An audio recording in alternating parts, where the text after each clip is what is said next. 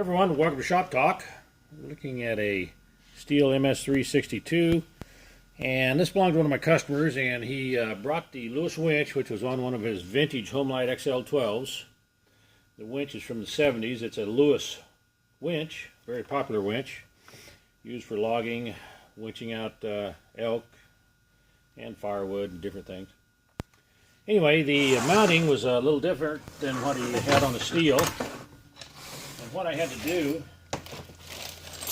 was take the drum from the Homelite XL12, put a little bit of heat on it and pop that spur off, and put a little heat on the drum for the Stihl and pop it out, line it up on the lathe and weld it, and it just made a perfect hookup here for a direct hookup on this winch.